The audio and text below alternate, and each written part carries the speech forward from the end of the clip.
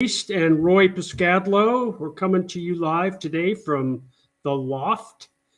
We hope everybody's having a great day. We're getting a little bit of weather out there, which is always a good thing. We can use the moisture.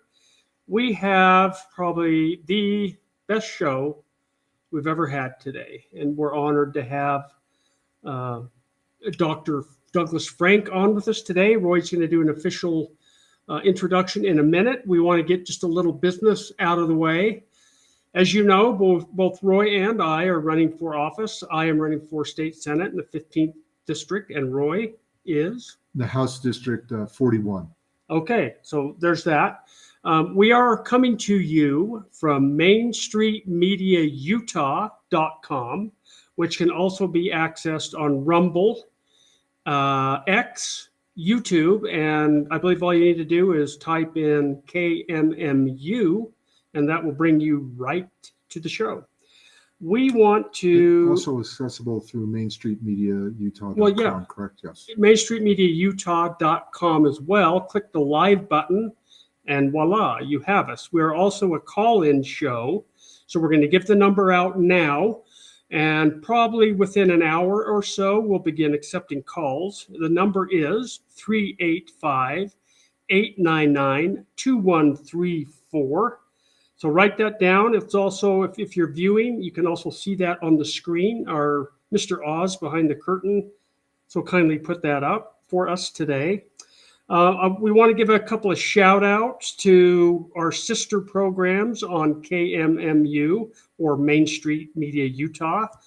It's a new group. We started right about the first of the year, and we're having really good success so far. So hang with us. It looks like on Monday, we have Talk with John. He's on from 2 to 6 p.m. It's also live call-in. Adam Bartholomew, Cruisin' Maine, is on Tuesday from 4 to 6. And then, of course, yours truly, Truth and Consequences. We are on 4 to 6 p.m. live every Wednesday afternoon. On Thursday, we have the Wellness Crusaders, which is a wonderful group of women talking about food, healthy food, pesticides in our farming, and that sort of thing. So if you're interested in your health, that's an excellent show to tune into. That's Thursday from 4 to 6 with Lori, Kathleen, Jessica, and Patty. And then on Friday, we have Political Head Trauma. That's a 4-hour program from 2 to 6 p.m. on this same BAT channel, same BAT station. And they're actually a group out of Tooele County, and she is, Roy, if I'm not mistaken, the GOP chair for Tooele County, which is, I've not, probably have never. Yeah, she has, so we have that, and that's our business for today. Pass this around, tell your friends about it. If you don't listen live, or your friends and family don't listen live, they can also go into any of those handles that I gave you, to include, once again, Main Street Media Live Utah, and click on the archive button, and you can access, we probably got 50 or 60 programs on there now. And so with that, I'm going to turn it over to Roy Piscadlo, who will introduce our guest. Yes, so as our listeners know, Steve and I have been very focused on election integrity, and we've been traveling around the state talking with county clerks, boards of canvassers, and state legislators. And as part of that journey, starting many years ago, like in 2021, early 2021, is when Steve and I first met Dr. Frank, who we'll bring in a minute here. And he came to Utah to explain the mathematics and some of the data that he has and the analysis he has done in Utah.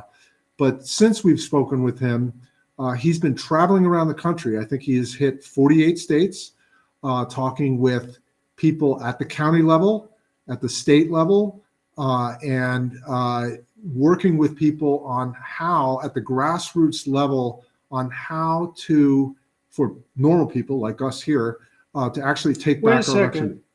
there's not one damn thing normal about you and I. So Yeah, well, be careful. yeah, but All right, go ahead. But Start from the normal people to be able to actually take back our elections. As you know, Steve and I have spent time with state legislators, and quite honestly, it's kind of frustrating. It's kind of like hitting your head against the brick wall. And Dr. Frank actually has a better way, and he can share what that process is, and also explain some of the successes that he has experienced, which I think is very helpful. So with that, I'm going to bring in Dr. Frank. And Doctor, why don't you explain your background, kind of how you got into it, and then we can kind of go from there. Great, good to be with you guys. It was fun in our meetings over the last couple of days to get to know you guys a little bit. A pleasure to help you out in your show. I'm Doug Frank. I'm a physicist. I'm really a numbers guy and a science guy. That's who I am. I did that for 40 years, pretty aggressively. I have 60 scientific peer-reviewed publications and cover articles on some of the leading journals in the world. Really, I'm a scientist in my heart. And so when the election stuff started happening, I was asked by the state of Pennsylvania legislature to work on the numbers for their state, their election. There was a lot of suspicion, and that's kind of what got me going in this current phase of my life, because we uncovered so much fraud in the state of Pennsylvania. And when Mike Lindell discovered the work that I had done there, he made a documentary about me called Scientific Proof. And he featured about 30 more minutes of the footage he had of me in another movie called Absolute Interference. As soon as that happened, then suddenly 10 million people knew who I was and what I was doing. And I was buried in requests from counties all around the country to ask me to help them out with their elections. And it's been a long journey. I've learned a lot. I started out pretty naive when it comes to politics, because in science, you have controls and they work pretty well. In politics, it's kind of zany and silly, and things don't behave rationally like you would expect. I liked in your introduction, you were talking about how, that you thought I had a better way to do things. Well, I think the best way to do things is to have local people deciding what to do. So I'm going to defer to what you say. But in principle, I developed this thing called the 7 Steps, Taking Back Our Elections. And after I developed that, then the John Birch Society came up with their own version, and they have a different title. And their title, I think, is better than my original title. It says 7 Steps to Restore Local Elections, because that's really what I'm trying to do. When I say take back our elections, what I'm trying to say is right now your state is controlling your elections. And because they're out of your control, they're manipulatable by other people and by state actors. And so I want you to take them back to the local level.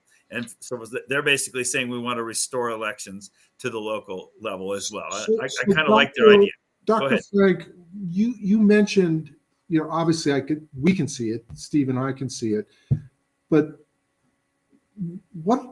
over what period of time did we actually cede our elections to the state level? So my understanding is that the elections need to be conducted at the county level. So each county clerk is supposed to conduct their elections for their constituents in that county.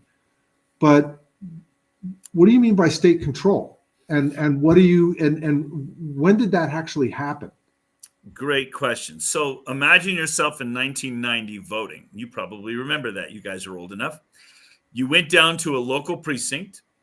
Maybe 1,000 or 2,000 people would be in that precinct, and there'd be some local people who had volunteered. Typically, maybe they were paid, but it was typically local people, and they'd have a paper poll book there, and you'd show your ID, and they would look you up in the book, and they'd say, "Yep, this is you, Roy. Sign right here," and you would sign in this book. And they would give you a ballot, and then you'd go to a private booth, and you'd fill out the ballot, and then you would turn it in. They'd put it in a box.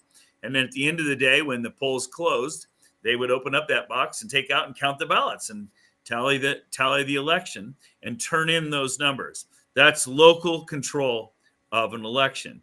And that's how you notice every one of those ballots was handed to somebody who had just shown a photo ID. The chain of custody was maintained all day long right there at your local precinct. Nowadays, what are you doing in Utah? Weeks and weeks ahead of the election, you mail out ballots to a bunch of people who are in your rolls, and your rolls are full of names that are not real voters. And so those ballots are going out all over the place. And then a certain number of them are coming back, and a lot of them are being mailed. A lot of them are being dropped in drop boxes. You have no idea if those ballots are from whom you think they are from, that they've lost chain of custody, that's called. And then those ballots are being tallied by a machine somewhere, and you have no idea if that machine is tallying them properly.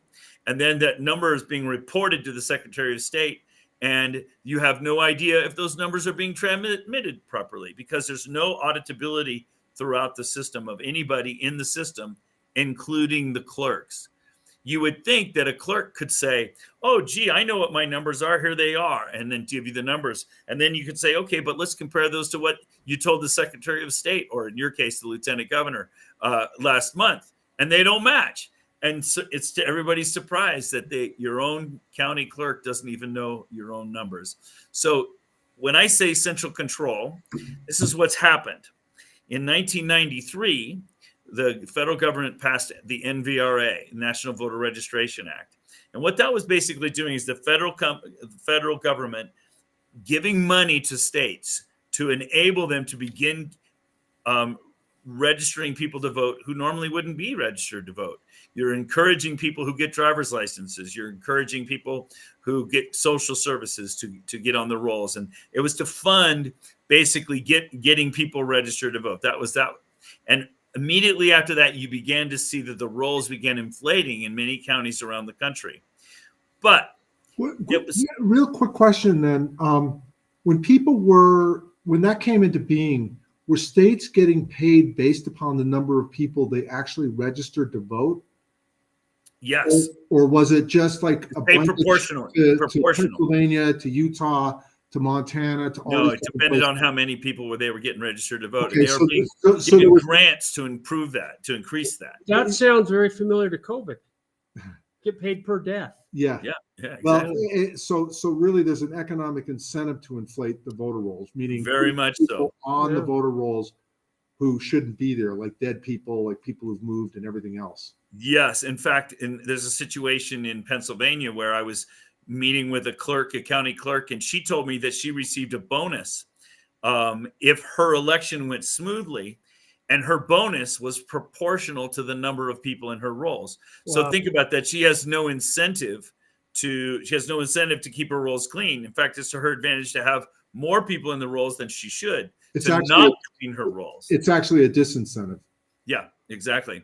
So anyway, so an NVRA, that's the first big major shift. And then after the hanging Chad incident in 2002, the federal government thought they were going to save us. And so they passed HAVA, Help America Vote Act 2002. And that's when the federal government started giving grants to states and counties all around the country to switch over to electronic voting machines. And part of HAVA wasn't just electronic voting machines. It was to electronically maintain their voter rolls. So instead of having precinct books, in the old days, we had a book. You opened a book and there were pages, and you took out pages, and somebody moves in, you add a page to it. Somebody moves out, you take the page out, and you had pages for every voter. A precinct book, they called them. Well, instead of having them on paper, they began to make them electronic. And states would receive money from the federal government conditioned upon them maintaining a central electronic database. But there were conditions attached. For example, if you were going to keep this centralized database, you had to clean it up following certain procedures. You've probably heard that if a person misses 2 federal elections, that they're supposed to be removed from the voter rolls. That's part of HAVA. Mm-hmm.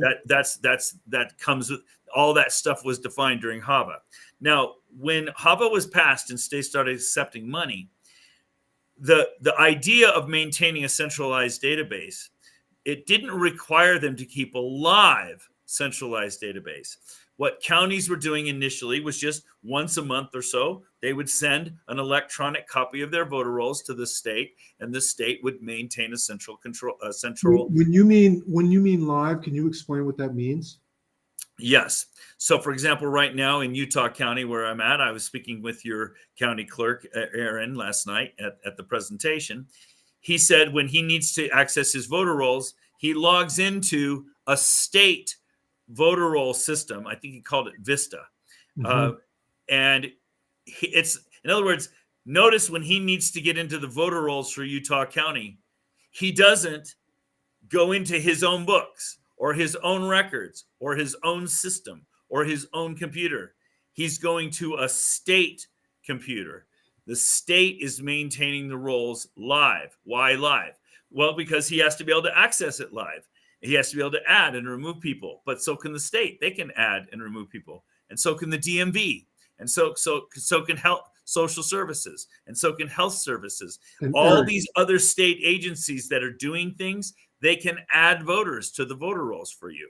And so it's out of his control, and it's a live connection. It's constantly being maintained. It's up to the second kind of thing. Whereas before HAVA, the local clerk maintained the local voter rolls, and they would update the state periodically by uploading. In other words, it's one direction, not two directions. So by a live connection, I mean that it's always going both directions. And the problem with a live connection is that anybody can get into it anytime who's got high school level hacking skills and manipulate what's going on in the rolls. Or not even having hacked into it. I guess you could, somebody could get permission to put in additional voters. Yes. Like a non-governmental organization, and just add to the voter rolls. Yeah, there's a situation, for example, in San Joaquin, California, where one of the city councilmen wanted to keep his job, and he wasn't extremely popular, and so he just logged into the system himself. He's in the city council. He's not even in the election division, and he was adding voters to the voter rolls himself.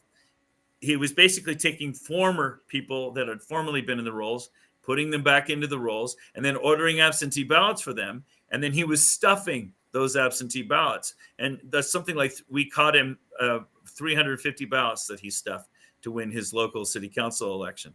So that's the problem of having a centralized database, is that people can access it. And I told you the story last night about how there were 32 NGOs that had access to the Pennsylvania state voter rolls, and they were stuffing tens of thousands of people in multiple counties, stuffing them into the rolls. And then, since they're the ones putting the names into the rolls, they know that those are not real voters. They know that those are not people that know that they're even registered to vote. And then they were stuffing ballots for those people.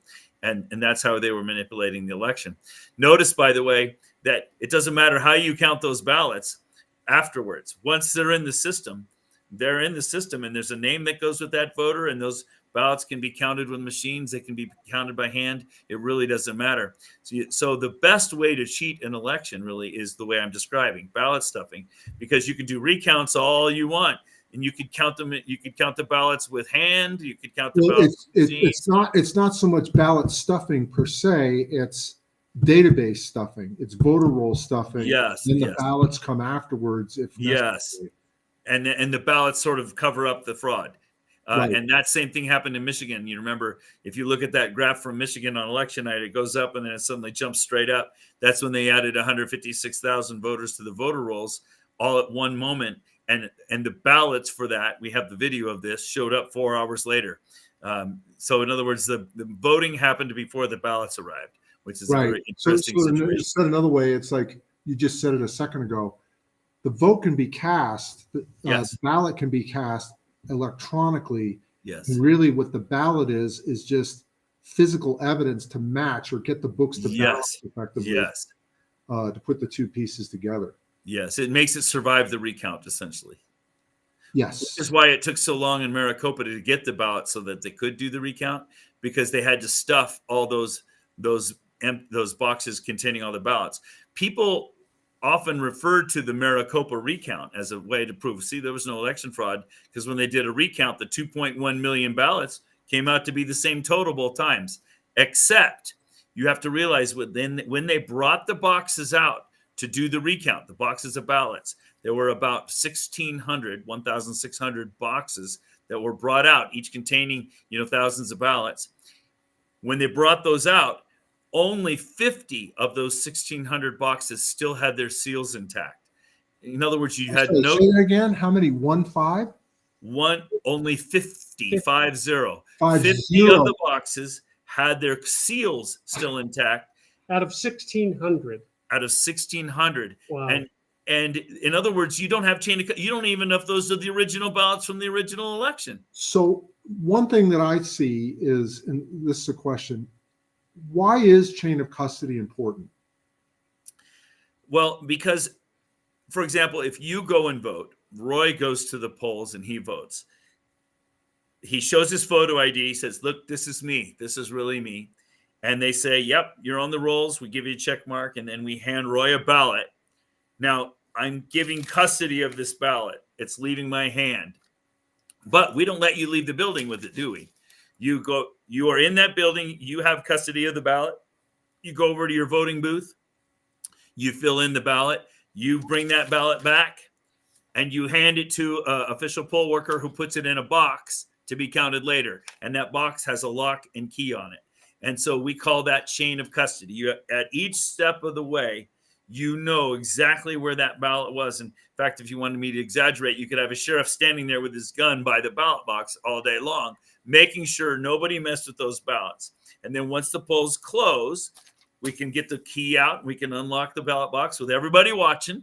And we take those ballots out, set them on a table, and everybody around the table agrees. We count the ballots together. We've maintained chain of custody of those ballots the entire time.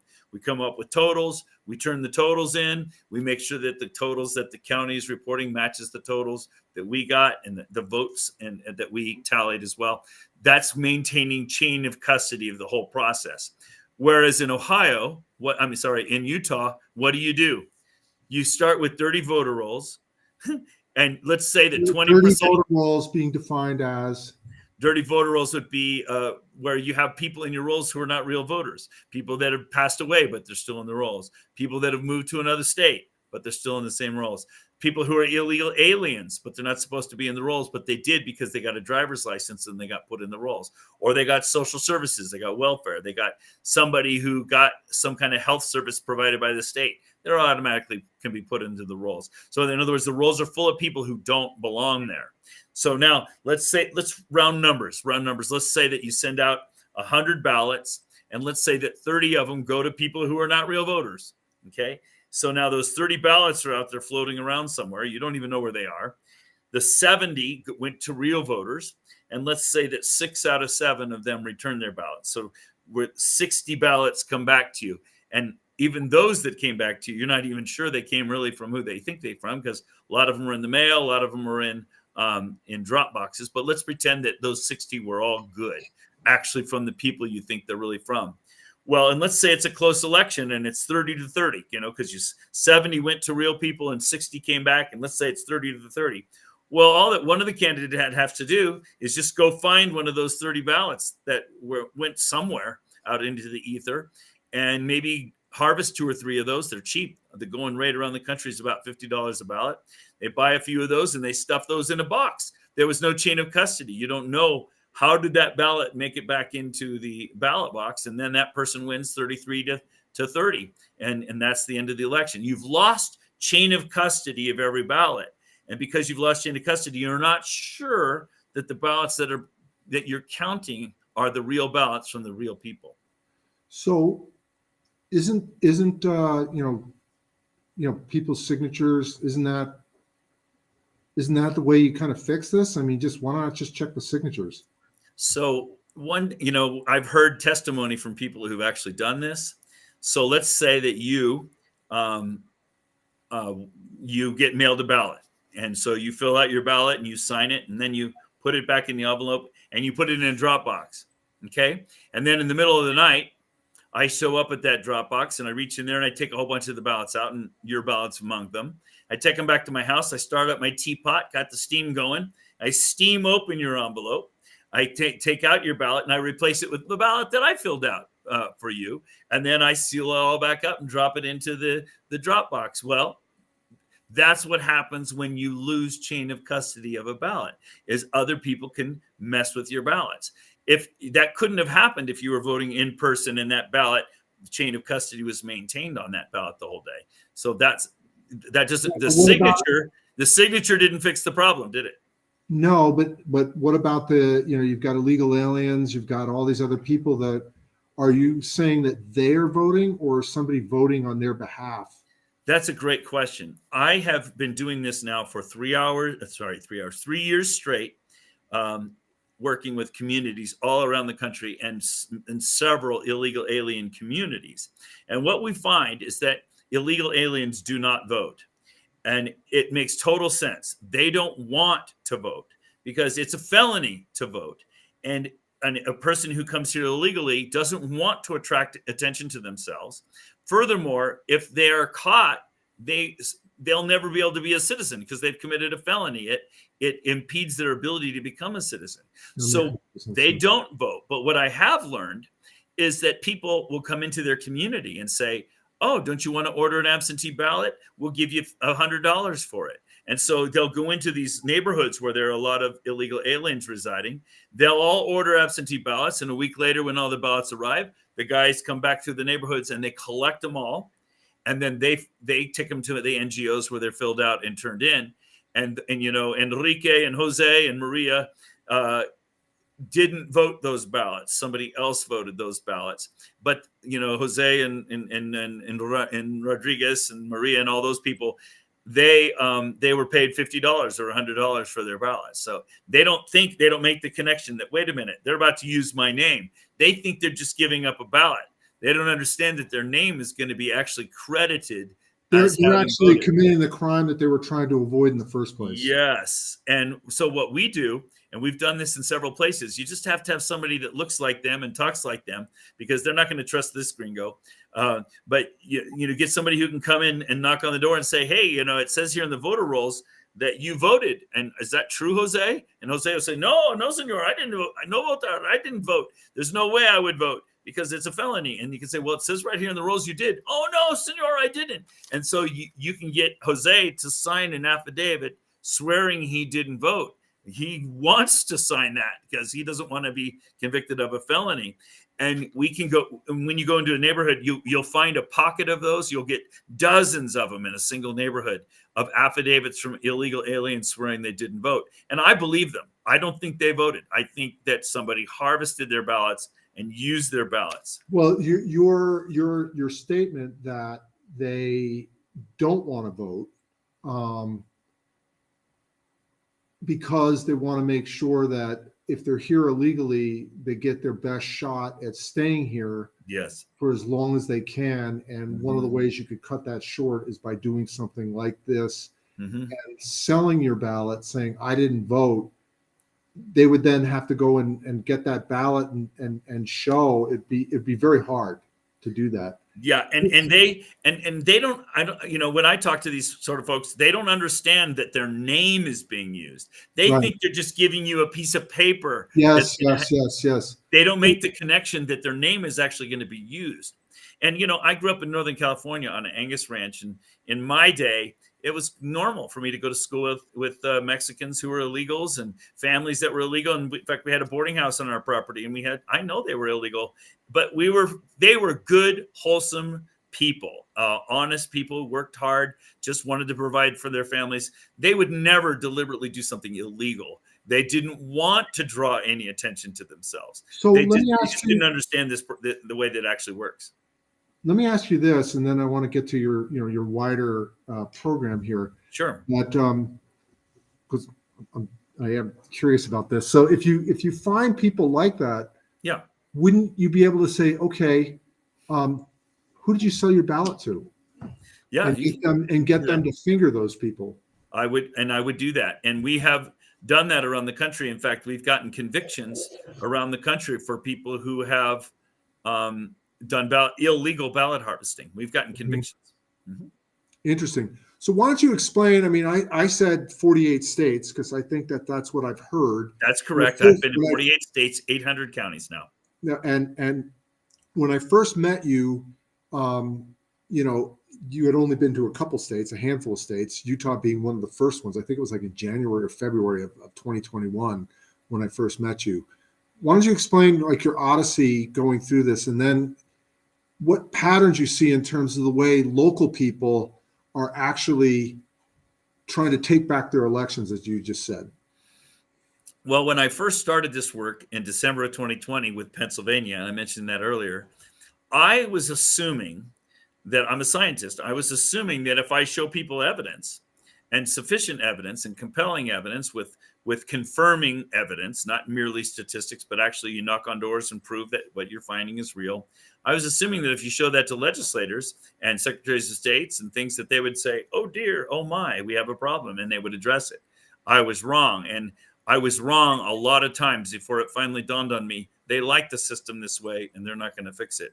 And what do I mean by a lot of times? I've met with long, extended meetings with dozens of secretaries of states and AGs, and they know, and they don't want to fix it. They like the way the system is.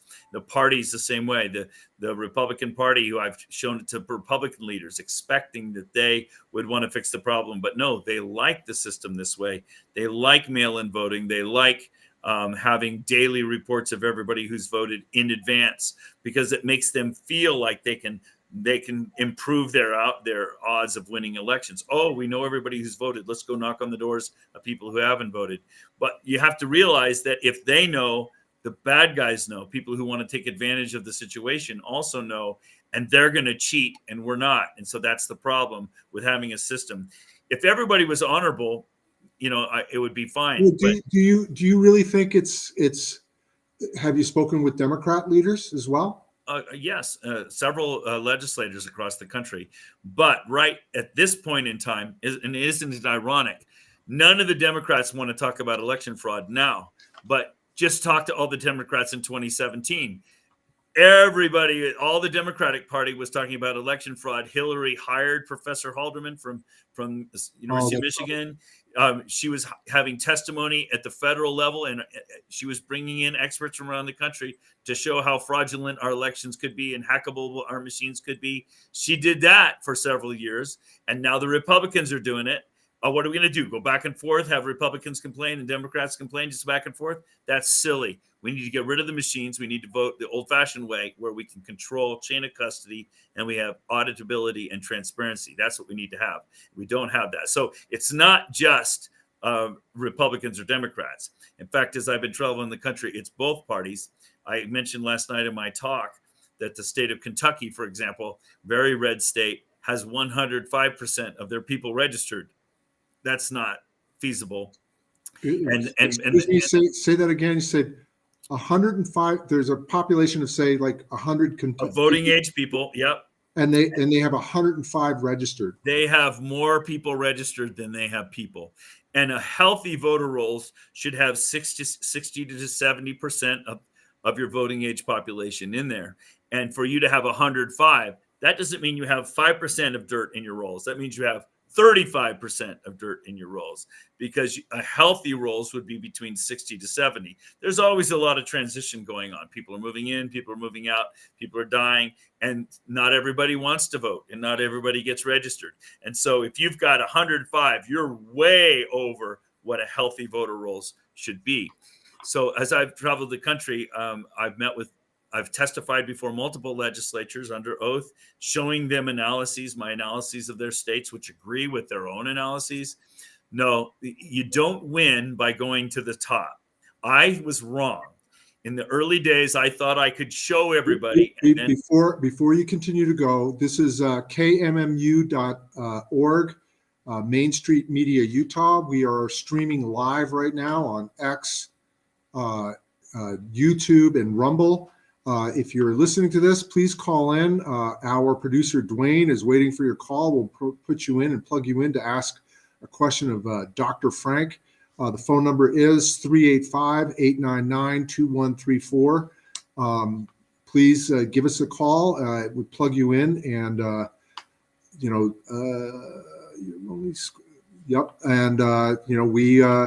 we'll plug you in for Dr. Frank. Otherwise, I'll just monopolize the questions, because I'm obviously very intrigued by this whole thing. So when you say that people like the system the way it is, you have people who are actively cheating, and then you have people who maybe know that's what the system is, but just don't want to look under the rug. For example, in Utah, you mail ballots to everybody. Mm-hmm. And if you talk to the average person on the street, they might say, "Oh man, I really love it. I don't have to go into the polls. It's so convenient. I can sit at my kitchen table and research it myself and vote. I sure love it this way." Well, they like it this way.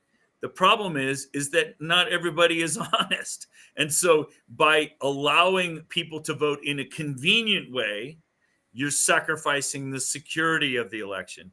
You're sacrificing the integrity of the election for convenience.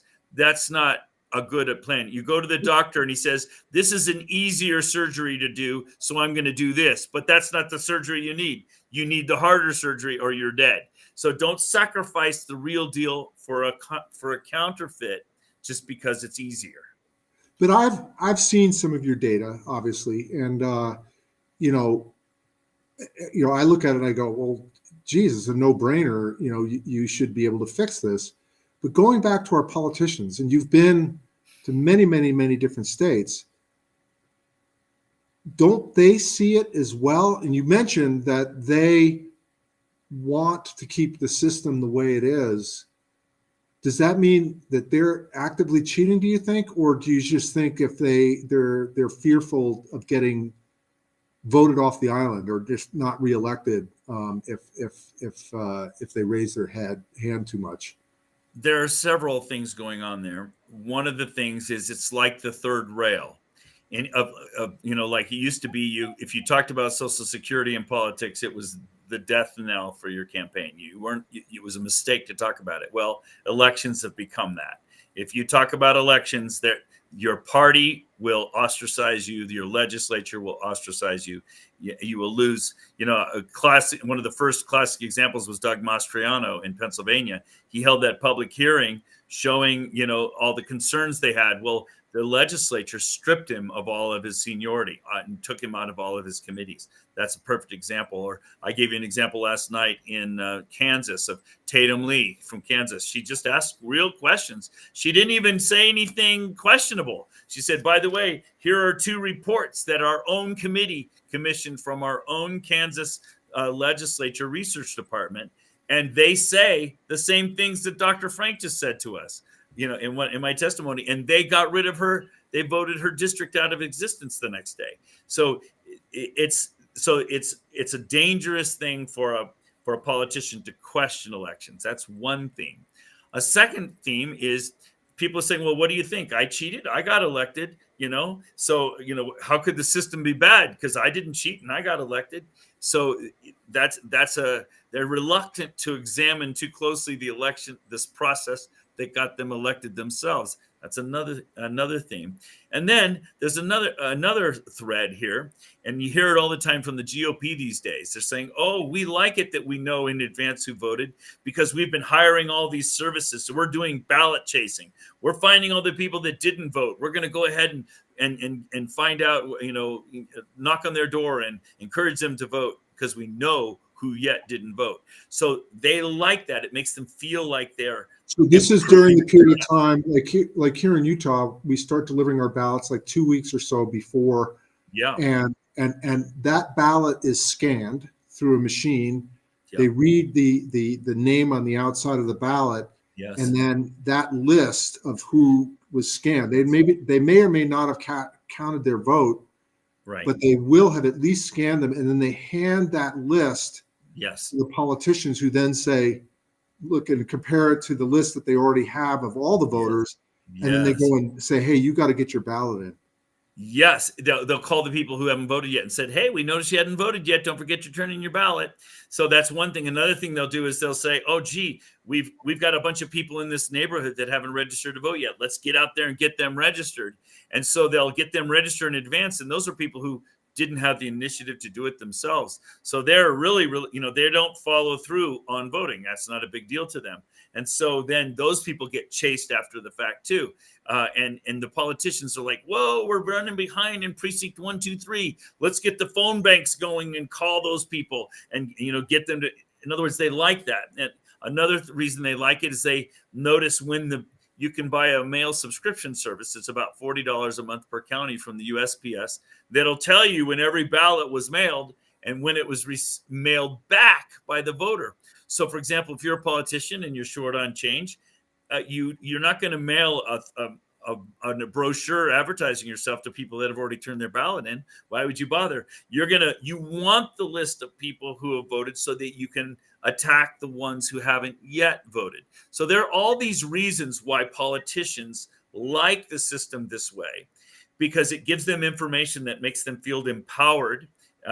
But the problem is, if they know, the bad guys know, and the bad guys are going to cheat after the election, and we aren't. So there you go. So how do people cheat with that information? Could you help explain that? Sure. So let's say I look in the rolls and I notice that you hadn't voted yet this year. Okay, well, I can say I can print a ballot for you because I have an on-demand ballot printer in my basement. I print a ballot for you. I stuff it in an envelope. I look up your signature on the ERIC system, because in ERIC, which you guys participate in, you give your signatures and your driver's license information and all that stuff to a centralized database. So I look up your signature, I forge it on the document, and I drop it in a ballot drop box. That's a simple way for me to cheat.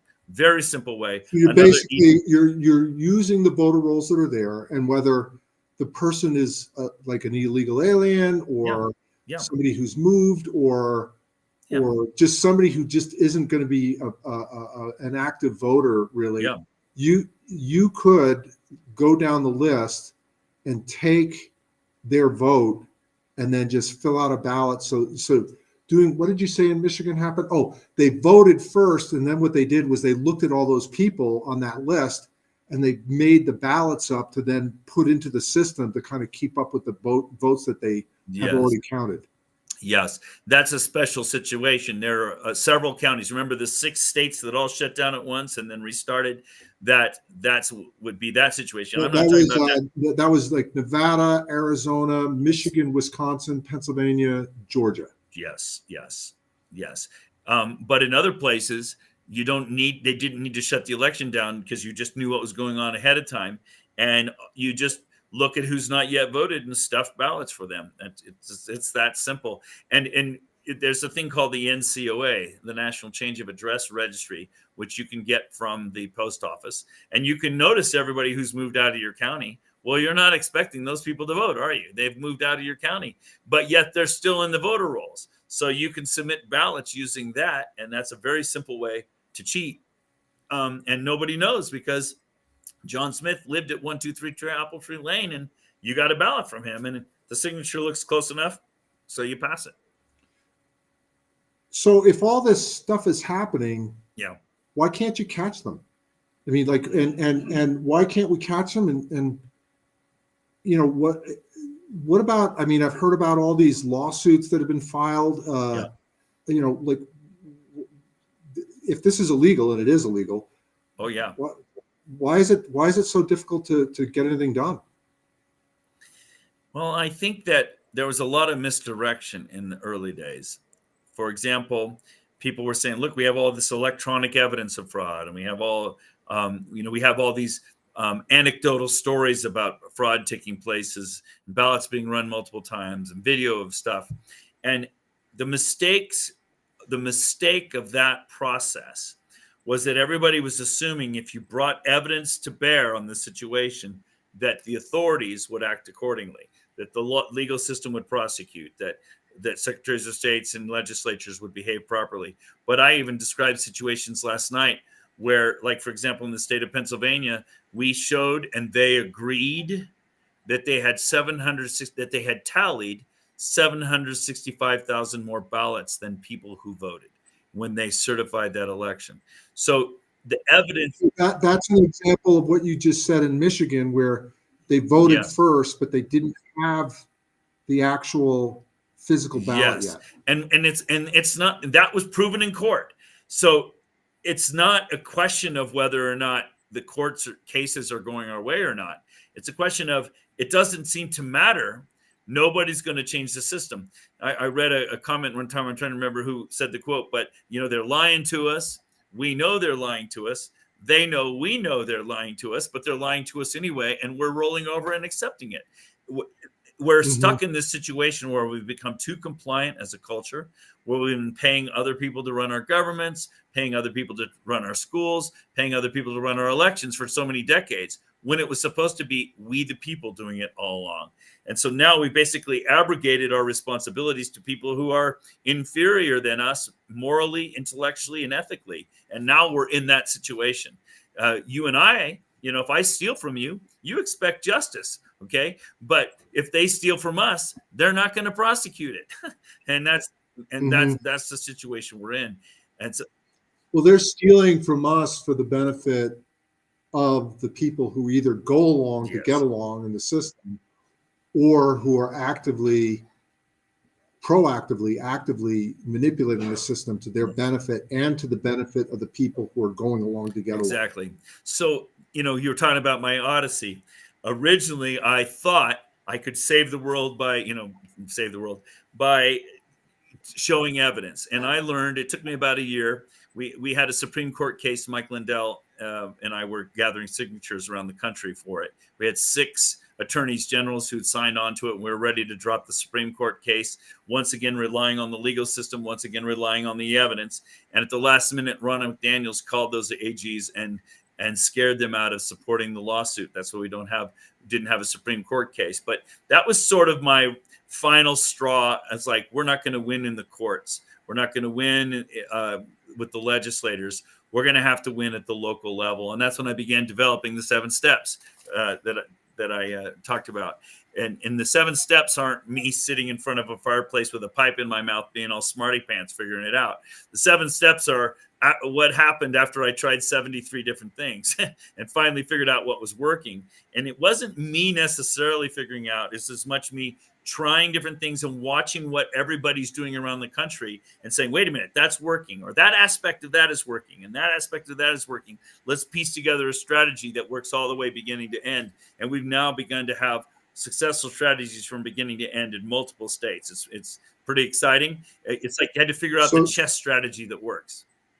So before we get into that, let me put out an announcement. You are listening to or watching KMMU.org. We are streaming live on X, YouTube, and Rumble. Our phone number is 385-899-2134. If you're listening, please call in, and you're welcome to ask a question of Dr. Frank. He's really has an enormous amount of experience, and we collectively here in Utah can learn an enormous amount from those experiences so that we can actually take action here in Utah. So before we go, which states haven't you been to? Hawaii and Mississippi. Okay, Hawaii I can kind of see because it's like they invited me one time, but the week they invited me was the week of my son's wedding, and it did. I don't think I'd be very popular with my wife if the week before my son got married I was gone for that whole week. So I politely declined that invitation, and I think they're working on getting me back. So that's why. So there's no malintent there. Utah is one of the states I've been to very few times. And I got to say, Utah is in bad shape. And I think the most obvious, plain and simple, unarguable evidence that you have issues is that your government hides your voter rolls from you. Okay. I think that alone is enough to sink your ship. Anybody who thinks your elections are good, if they were good, why won't they let you see your voter rolls? Why don't you explain that? Because we've explained it, but why don't you explain it? And then how unique is that? That's a question I have. Good question. So imagine yourself voting 30 years ago, 1990. You walk into the polls, you're standing in line, you see your neighbors next to you, right? But you notice there's somebody who's in the line who you've never seen before. He's a stranger, right? And he goes up to vote, and you're like, I'm not sure this guy should be allowed to vote in my election. And so you do what your constitutional right is. You challenge that person's right to vote. Sure, they're in the voter rolls, but you know what? You're not sure he belongs there. So you challenge it. Now, what happens is that person is allowed to vote provisionally, and then you go to court and you explain to the judge why you don't think that person should be allowed to vote. It may not just because you didn't recognize him. You might know that he's a felon, or you might have a reason to question why that person had a right to vote. So anyway, the judge then makes a ruling, and if the judge rules in favor of the person who voted, then that provisional ballot would be counted. If the judge rules against it, okay, then that ballot is not counted. That's called, you have the right as a citizen to challenge another citizen's right to vote, or another person's right to vote. That is, in fact, that isn't merely your right, that's your duty. So because of that, because that is your right, that is why most states give citizens access to the voter rolls, because it is your duty to challenge people who are in the rolls who are not supposed to be there. It is your responsibility, in fact, to keep the voter rolls clean. But remember when I told you about HAVA? When HAVA happened in 2002, suddenly the counties started sending the voter rolls to the state. And you could ask the state, well, who's in charge of cleaning the voter rolls? And the state will tell you the counties. And then you ask the counties, who's in charge of cleaning the voter rolls? And the counties say, the state. And so it's like nobody's in charge anymore because the people aren't voting in person. In your state, who's policing your voter rolls? Nobody. Now, add that to the fact in your state, you have different classifications of voters in your voter rolls. You have public classification, you have private, and you have withheld. And in some of your counties, half of the names are withheld. And you give your voters the right. So that means, as a withheld voter, if I go and try and get the voter rolls, yes, which is electronic yes. now, it's everything's yes. electronic. I can see the public, the list Yes. of public people. I believe I can't, as just a private citizen, get access to the private. The private, voter roll. you have to have justification. You'd be in the party. Like if you were a candidate or you were in the party, Mhm. then you could have access. But if you're just merely the public, I don't think you get access to the private. I think you have to have a qualification. And then my understanding is that the withheld Yes. voter rolls are people who are like judges, people who've had their life threatened, Yes. maybe have like a restraining order or something else like that. And Battered you're saying wives that who don't want anybody to know where they live.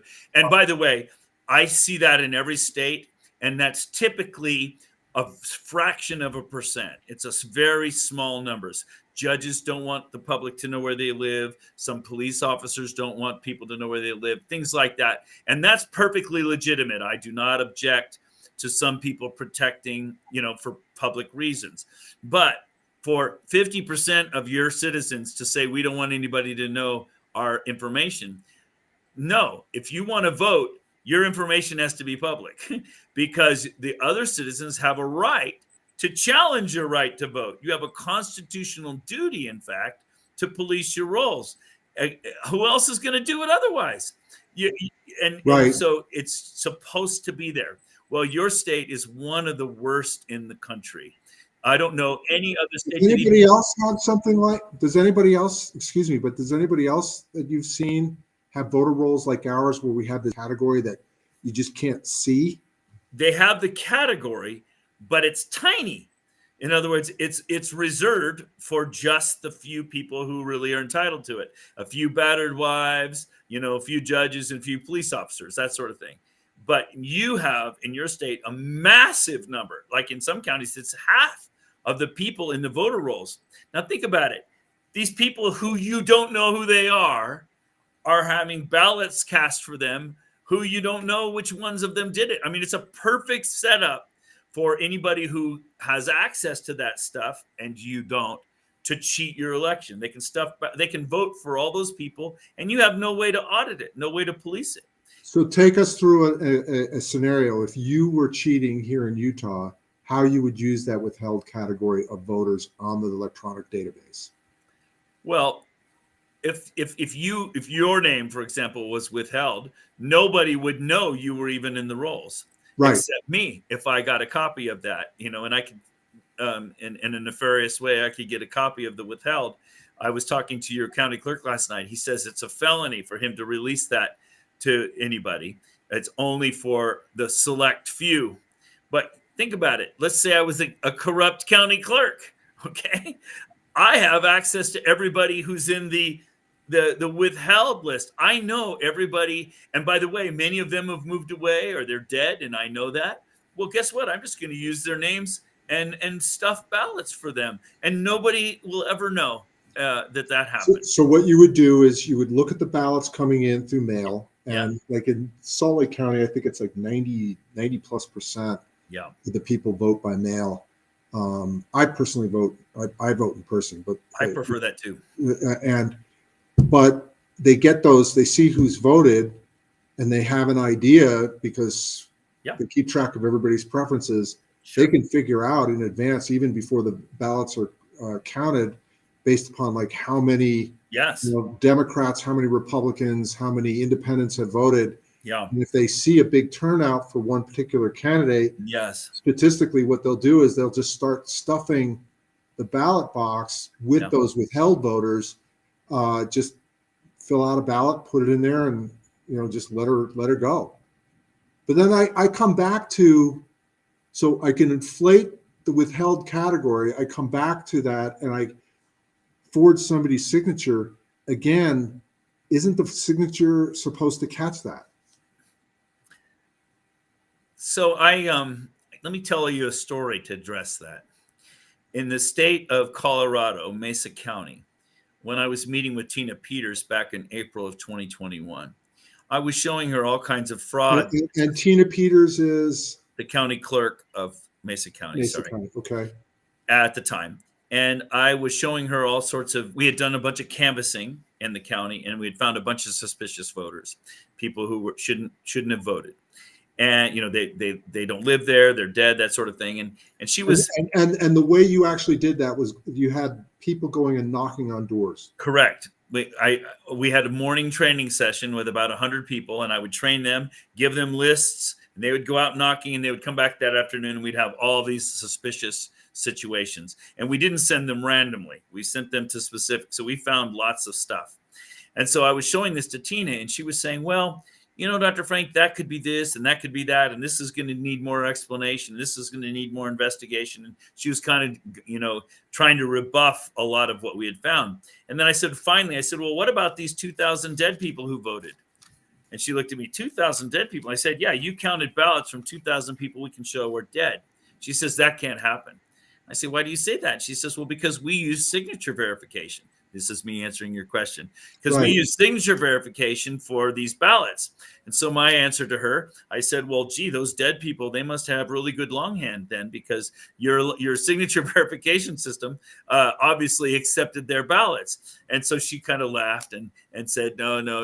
And she brought in the county clerk who was in charge of screening the ballots as they were coming in and using signature verification. And that visually using signature verification. They were doing it by eye. And she gave me the dog and pony show about what she does. And she says, oh no, Dr. Frank, we don't trust these machines. We know those don't work very well. We use our eyes, and we look at past signatures, and we compare, and we are really proud. We train our signature verifiers really well.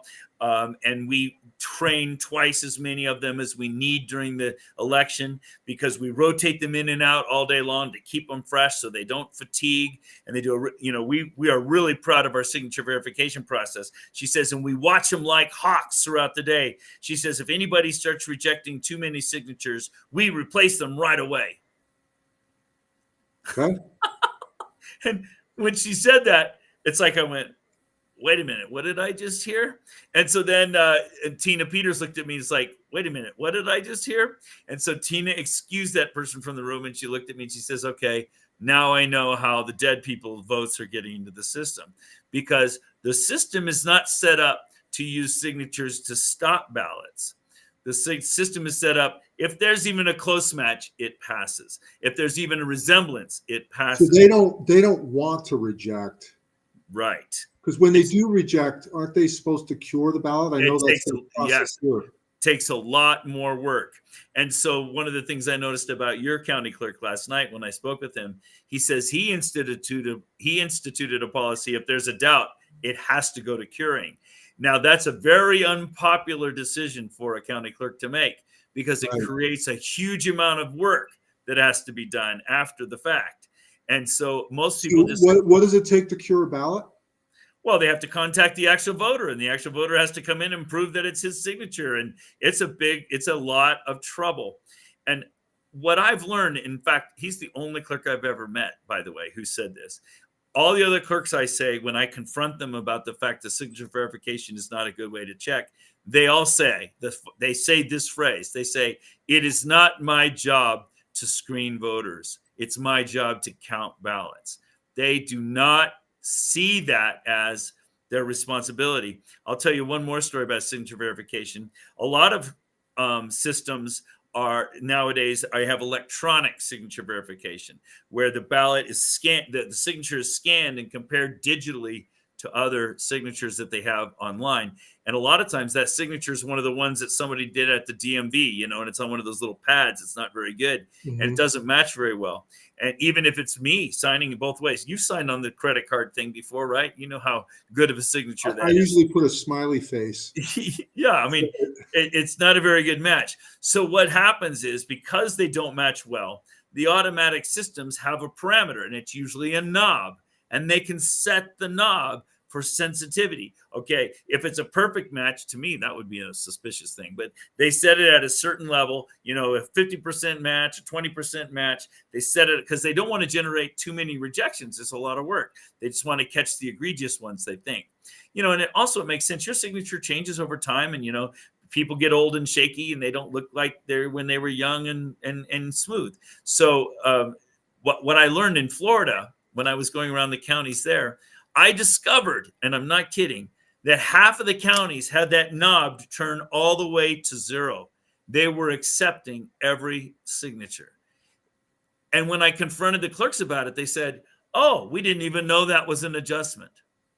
So the equipment was technical. We didn't know it was an adjustment. They didn't even know. They just assumed the machine was doing the checking the signatures. They didn't realize that was a setting that they had to set and control. They didn't even know. So, that means if you think about it, what would be a realistic rejection rate, and what are people? What's like a throughput rate that you've seen on like in Tina Peters' in Mesa County? It takes several seconds. Think about it. If you were doing this job and you looked at two signatures, you can instinctively, see pretty quickly, yeah, that's the same signature. And then some of them, wait a minute, that doesn't look like it matches. On the ones that don't look like they match, you take longer.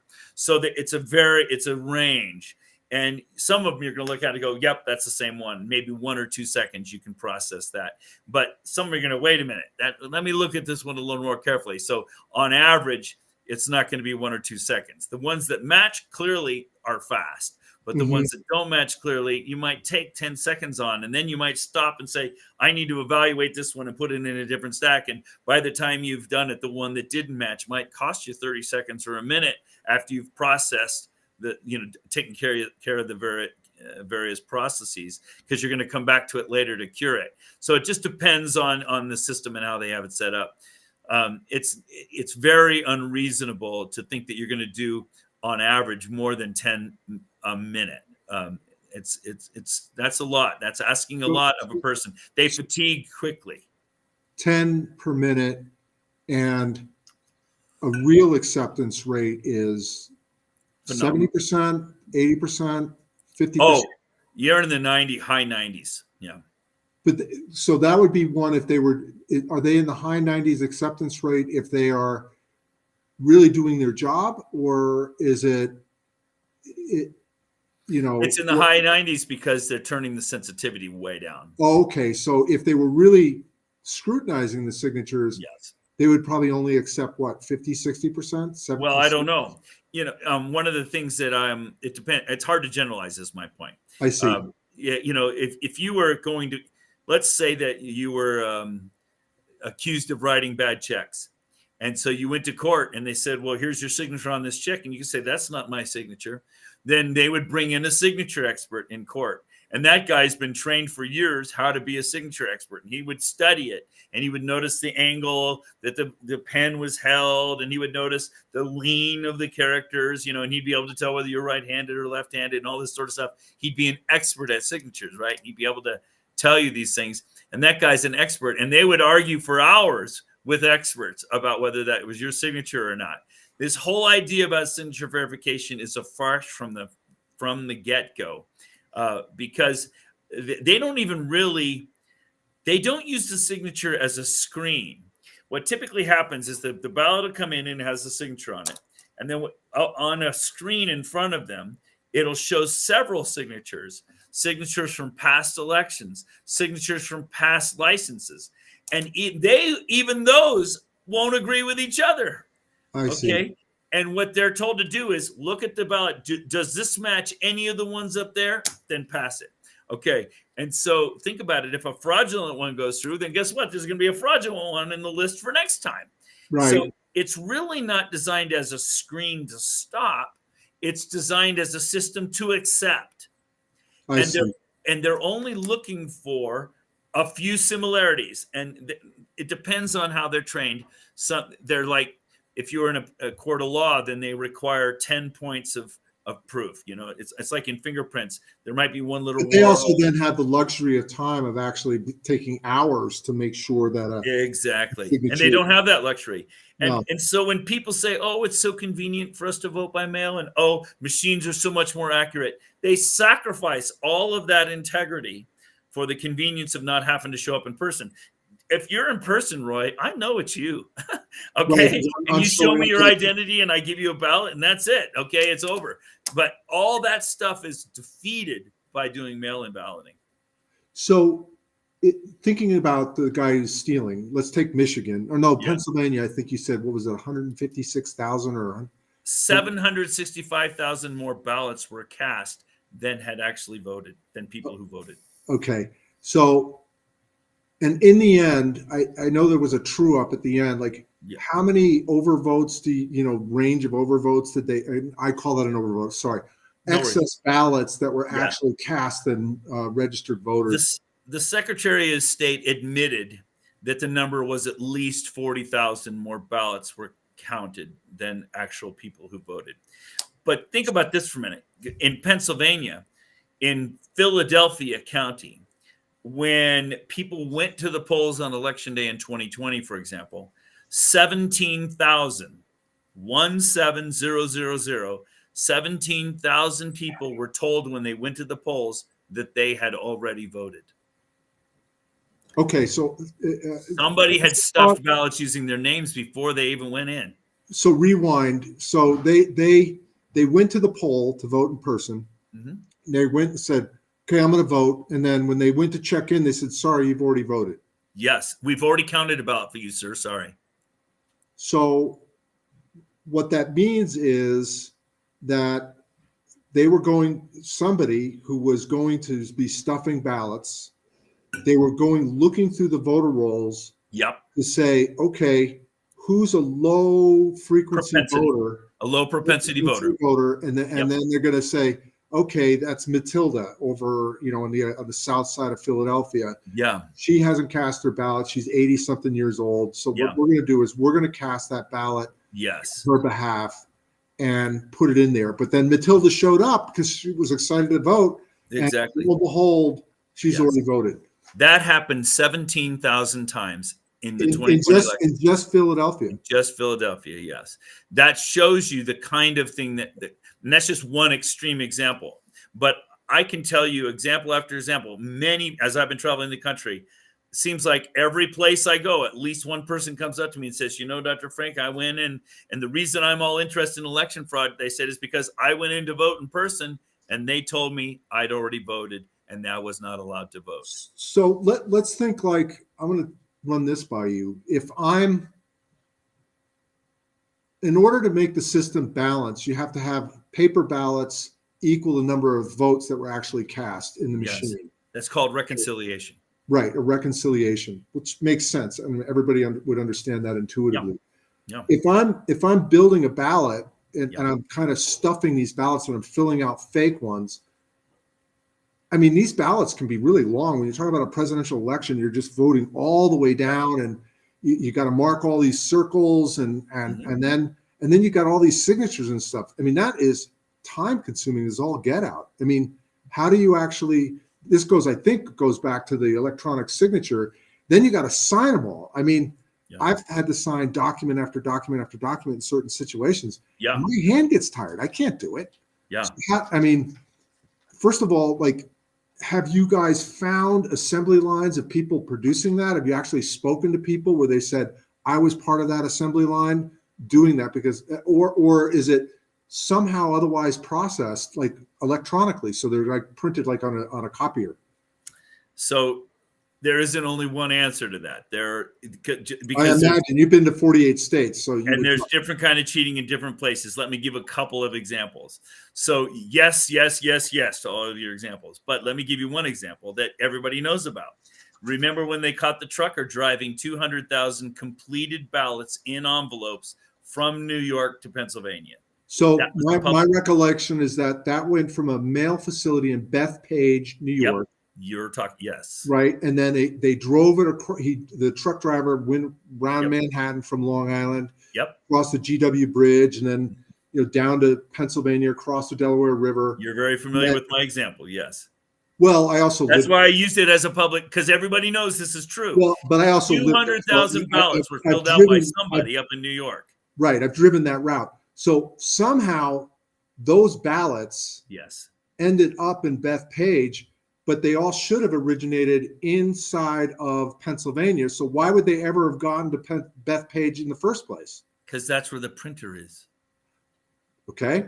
So then they moved it, they printed it up there, a bunch of people processed that. And so continue with your story. And there are people that are paid to sit there. We call that a ballot mill. And they filled in all those ballots and stuffed them all in envelopes. And then he was just a contractor. He wasn't really guilty of anything. He carried that pallet down to Pennsylvania. You can look at the news reports on that. And one of the reporters asked one of the officials, well, what'd you do with this truck driver?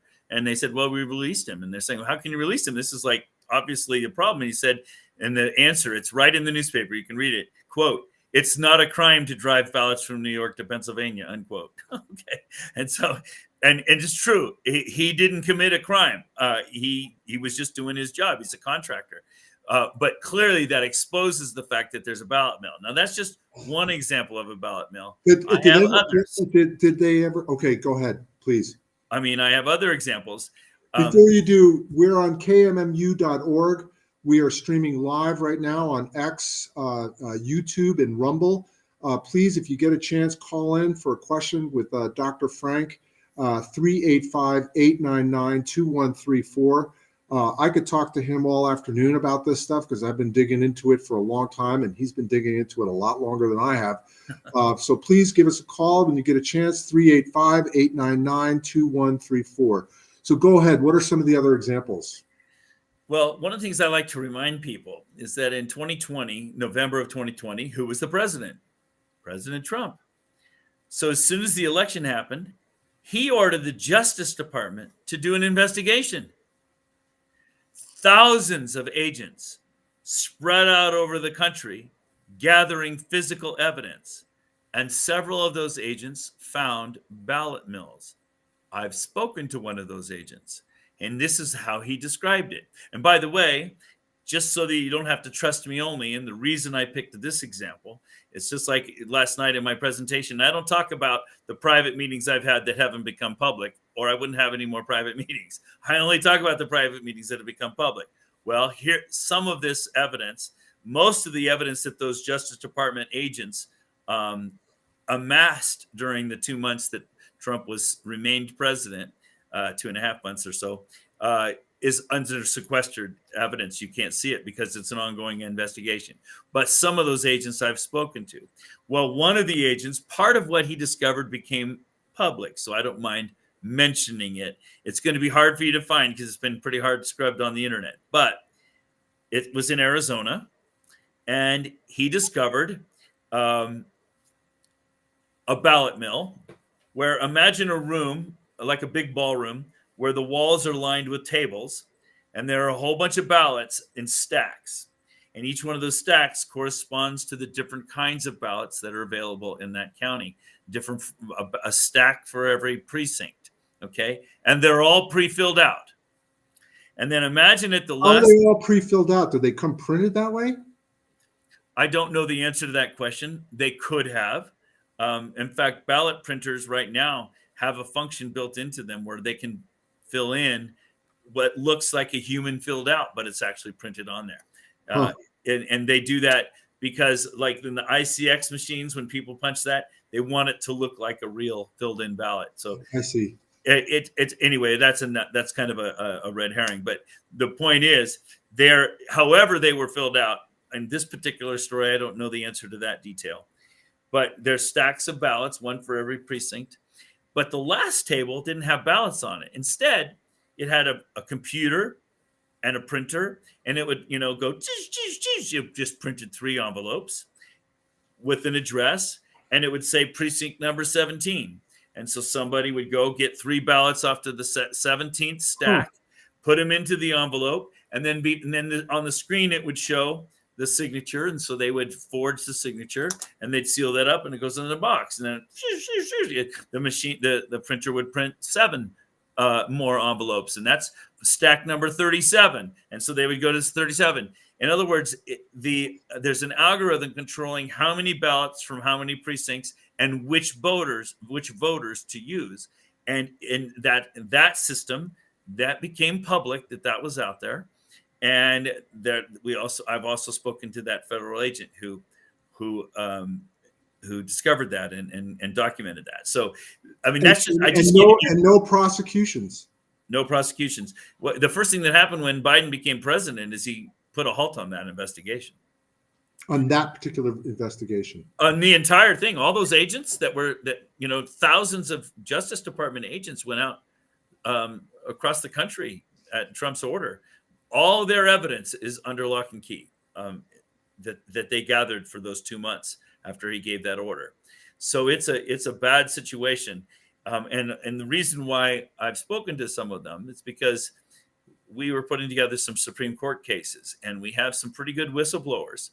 Not all of our federal agents are bad guys. Some of them are very upset that they uncovered serious crimes, situations, and nothing is being done about it. And they want prosecutions, and they want the evidence brought to light that they worked hard to get. And so they're ready to They're ready to, have whistleblower protection and ready to testify before the federal courts and the Supreme Courts. But if they raise their hands now, they lose their jobs. Not only that, they go to prison. It's a felony, right? They were given access to highly, sensitive things, and they're not allowed. They can not merely lose their jobs; they go to prison too. So, and it's not a good situation. So, I just gave you 2 examples of ballot mills because I think that was your question. Yes, it was. I just how do you actually do that many ballots? Yes. And the other thing that's interesting that you just said is, you're voting in different precincts and House districts and so on, and the ballots are different in each one. Yes. And if you're trying to layer in, it's almost like money laundering. In the industry I'm from, it's like money laundering. You're trying to layer those ballots in a way that doesn't create a situation where you have more ballots cast than voters. Yeah. Excess ballots. And you then also want to be able to hit that mark with, getting your candidate A or candidate B over the line. Yes. And you have to bleed in those numbers. And that's where, quite honestly, if everything is computerized, you could figure it out. You could figure it out and steer it right to the end if you had the resources with all those ballots, and then you could just print it off and say, okay, we need 10 more here. Boom, boom, boom, boom, and boom. you don't have, and notice that in the example I gave, they were pre-printed. Right. You don't have to do all the work at the last minute, but it's one of the reasons why the bad guys like our elections to have all that advance notice. For example, in Texas, 90% of the people had voted before Election Day. So it's like you've got the whole time to be cheating the election. And this is a super important point. As long as there have been elections, there has been election cheating, there's been election fraud, there's been ballot stuffing. It just got a lot easier once we added computers and made it weeks and weeks of lead time and weeks of time afterwards. It's preposterous. Well, let me tell you one more thing about that. Go ahead. I'm from Ohio, and I tell people, give me one ballot printer in my basement with my computer skills, I could do the entire state of Ohio. It would be difficult for me to do the deliveries because I'd be busy doing the technical stuff, but that's what mules are for. And that's the whole point, because it's not, your printers are pretty fast. And if you set the technology up pretty well, I can do tens of ballots a minute, pretty well, maybe not per minute, including the signature, but I could do several ballots per minute, pretty steady for quite some time, especially if I had pre-printed all the ballots and all I had to do was worry about stuff and signature. And then I had ballot mules driving them and dropping them off around the state instead of me having to do it. It's not a huge technical problem is the point I'm trying to make. People say, how did they do 10 million ballots stuffed? How did they do that? That seems preposterous. Not really. Not with high-speed commercial printing and not with computing ability that we have today. It's pretty straightforward, actually. Well, we've got a caller on the line, and I see our Lori, producer, Lori is on the line, and our producer Dwayne is going to bring her in. So why don't we pause for a moment and bring in Lori for a question? Go ahead, Lori. Ask Dr. Frank your question. Hi, Dr. Frank. Hi, Roy. Hope you're all well. Thanks for aggravating me again on one more Wednesday. So I have a question. So I'm frustrated, and part of it is I'm just getting into politics, so I didn't really understand the process. So it's kind of two questions. If people like me in Utah are just getting into this, how many other people do you think don't know on those withheld ballots? And what's the plan moving forward? And is there a possibility that Cox, who is a rhino, can end up taking all those withheld ballots at the last moment since nobody can seem to see them? Two questions there. The first one was, how many people know about this? And second of all, how far can a person cheat? Well, I got to tell you, that's been really disappointing. As I mentioned earlier, for too many decades, we, the people who are the government, have been paying other people to run our elections. So we've lost our knowledge just from that step alone. But then when you add to it the complexities of all these new sophisticated technical systems, the clerks don't even understand the systems a lot of times. So in other words, there are layers that obscure knowledge. I don't know why it takes a technical physicist to explain to the public our election systems. You voted for the prom queen. You know how to run an election. If it's too complicated for a high school kid to run your election, it's too complicated of a process. Elections are simple. It's the simplest math. 1 + 1 + 1 + 1. You don't need fancy computers to do this job. It's way cheaper and way more secure to do the process by hand. But the answer to your first question is the systems become so complicated and out of our control that most people have no idea that they're in this situation. So that's the answer to your first question. And then the answer to the second one is, can the politicians steal it all? Of course they can, which is one of the reasons why the systems persist, because they can control their own outcomes.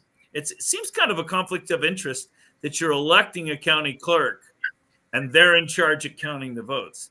It reminds me of what Stalin said. He says, it doesn't matter who casts the votes, it matters who counts the votes. And that's it seems like a conflict to me. How did I do on the answer? That was good. How do we move forward? I mean, I know that there are groups of us building in different areas who are willing to volunteer our time to help, but what's the plan moving forward? That's perfect. Thank you, Lori, for getting us off the technical issues, because Dr. Frank and I could go forever on that. Why don't we go to the solution, So Frank? remember, in my odyssey, I spent the first year thinking I could fix this problem top down. I was wrong. It boils down to we the people remembering that we're the government and we're supposed to be doing this stuff. And I give an example of like when Antifa comes to town, if you call the sheriff, that's the wrong response. If Antifa comes to town, your correct response is to grab your gun and call your neighbors and meet Antifa in the street with your weapons. That's what the whole idea of the Second Amendment is about. You have a militia to defend yourself. And what gave me that idea is that I've been in a dozen or so counties where exactly that happened. And when Antifa showed up, the people lined the streets with weapons. Coeur d'Alene, Idaho is my favorite. I always mention that one. And they called it Gun to Lane, and it made all the newspapers. It's fun. And what happened is the Antifa showed up. They got back in their van and went on to the next town. And in the next town, Antifa, the citizens didn't meet them with their weapons. And guess where Antifa set up and held their riots? And guess where all the vagrancy is and the problems in the community? In other words, when the people stepped up and fulfilled their constitutional obligation to defend themselves, now go visit Coeur d'Alene. What a beautiful city. It's clean and nice, and you don't have the problems with crime. Why? Because the people are doing their job. Well, in the end, the people need to do this election job. That is the solution to the problem. And that is the way we ran our elections for 200 years. It's only the last 20 years that we've given our elections away to other people to run. And it's kind of natural that humans would do that, right? I mean, we love computers. We like computerizing everything. Isn't this convenient? Isn't this nice? Except we've given away the whole store because it's so easy to cheat computers and electronics. So we need to the solution is taking back our elections. I like the version I wrote, 7 Steps, Taking Back Our Elections. The John Birch Society loved it, and they made their version, but they called it 7 Steps to Restore Local Elections. It's the same thing. We're taking it back from the state. We're restoring local control, and that is the solution. And then once you have local control, at that point, honestly, I don't care how you do it. You can use jelly beans to run your election as far as I'm concerned. As long as you have local control, so it's totally locally auditable and you have paper trail for everything, I'm good. So, but coming back, local control, let's take Salt Lake County or Utah County. Yeah. That means that the county clerk, whoever's running that election, has complete control over the voter rolls themselves. Yes. And only people that he or she, when they've looked and they've cleaned the voter rolls, when they see that person voting, and I'm assuming that it probably would be voting in person, right? Yeah, that's the right way to do it, in person. Right. I mean, you can have a few exceptions, military people and surgeons and people that can't make it that day. That's understandable, but that's only 1% or so. We did absentee voting for decades, hundreds of years in this country, and absentee voting is perfectly legit. It just has to be a small percentage, and in that small percentage, the county clerk can do their due diligence on chain of custody. I can call you up and say, hey, Roy, did you get that ballot I mailed? Yeah, very good. Are you filling it out? Yeah. Did you mail it back? I've got your signature. Did you, in other words, a clerk can do due diligence on every chain of custody that way. Right. So Lori's got another question here. Yeah. Why don't we give it back to Lori here?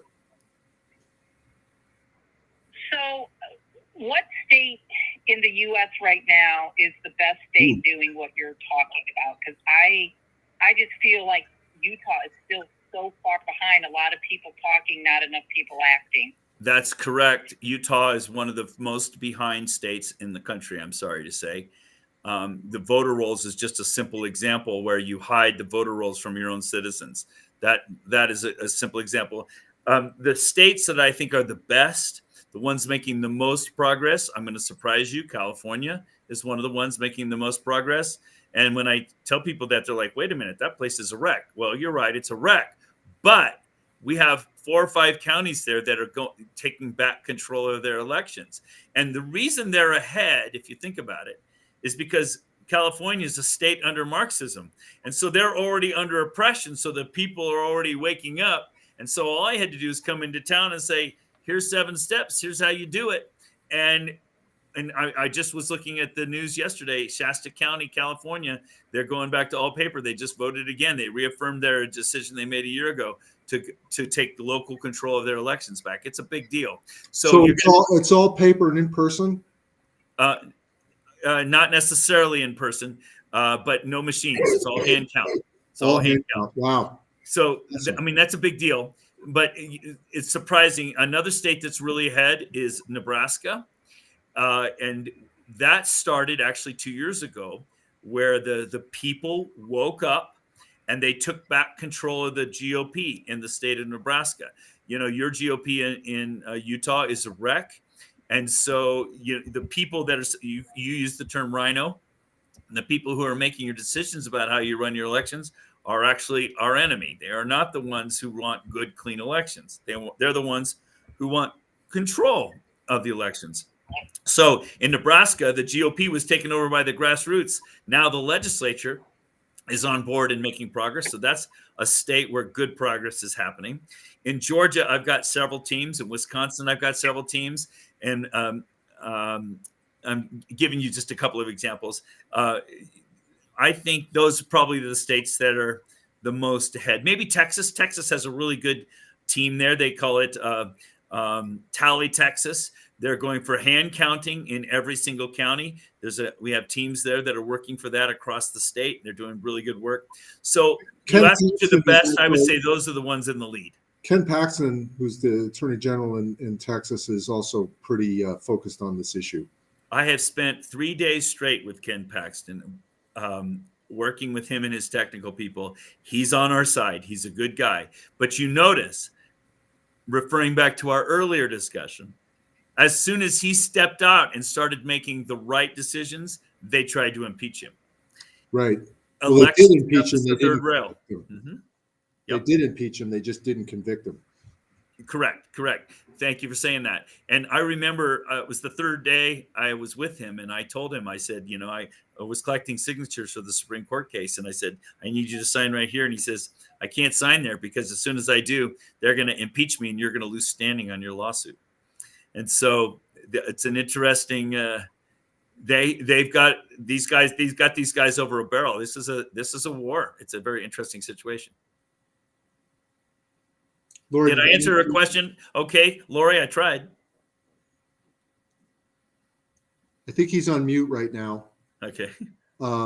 She asked which were the states that are most ahead, and I think I gave you a few examples and why I think they're ahead. And then the states that are the worst in the whole country are Utah. You're one of the worst. One on the bottom. Sorry, Michigan's also one of the worst. How about Pennsylvania? Has that been improving at all? I have mixed feelings about Pennsylvania. That was one of the first places I worked really hard across the state. We got a lot of the clerks to quit. About a third of the clerks quit after the 2020 election because we have authority over their bonds. They are publicly bonded. And so we would threaten to sue them for their bonds because many of the clerks did things that were illegal and they knew they were illegal and they certified anyway. And so we went after them. And so that's progress. They quit to avoid personal liability. Exactly. And I don't know what the situation is in Utah, but I like your clerk here in Utah County. I wouldn't go after him. But if there's other clerks that you don't like or other county commissioners, hint, that you don't like, you can go after their bonds. Right. Lori had to go, and she thanks you for your time. You're welcome. That is an interesting way. That's like another version of lawfare in a way. Yes. To go after these people because, yes. What I've been told, Steve and I, when we've crisscrossed the state of Utah, is there are a lot of clerks. I'd say the majority of the clerks are nice. Yes. Very nice, very genuine. They honest people working hard. They want to do a good job, and they're basically held over a barrel. And we've been told by some clerks where people have come in and threatened them. Yes. With bodily harm. Yes. Obviously, those people get arrested, but still, though, I mean, what a hassle! And this running an election as a county clerk isn't is only one small part of their overall job, and they don't get paid an enormous amount of money. And we've been told by several counties that it's difficult to find people, clerks, qualified people to actually take that job. Why did we make it so technical that we don't have any qualified people? You know what I'm saying? No, It shouldn't be that hard. Well, and they've told us too, that we don't even understand. We said, okay, we've read the law, and then when we say we've read the law, they go, I've read it. I don't even know what I'm supposed to do. And I think it goes to what something you said to me before, which is they just do what they're told. Yep. They have checklists. And that's why when you come to them and say, we don't like your elections, they say, what do you mean? We followed the checklist perfectly. Why are you accusing us? And we're not accusing them. It's the system that's the problem. Right. So your 7-step process, you want to just quickly try and hit some of the highlights on that thing? And sure. It's like a local thing. It's basically the 7 steps is basically learning to be the government again. First thing you do is you get connected, and I like Cause of America. That's Mike Lindell's organization. I refer to them simply because we have a network across the country of people that are doing this work. And so Cause for America, that's where they can get that 7-step list on the website. Is that where that stuff is? Cause of America, yeah. If you want the 7 steps, you can get it from the JBS website, or you can get it from my my social media. I posted on my social media. Again, JBS is John Birch Society, jbs.org. Or if you go to my social media sites, on my Facebook is Douglas G. Frank. My Rumble is Follow the Data with Dr. Frank, no periods. Just follow the data with Dr. Frank. And that's my Telegram and my MeWe and my Truth and my Frank Social. All those, they're all called Follow the Data with Dr. Frank. My Twitter and things like that. So you can find me that way on social media, and that's how you can get a copy of this. Anyway, the first thing is get connected. Second thing is to get organized. What I've learned by watching this movement now for a couple of years, and you even mentioned that to me in other meetings we were in together, that there are too many people running around individually. And you have to think of this like a war.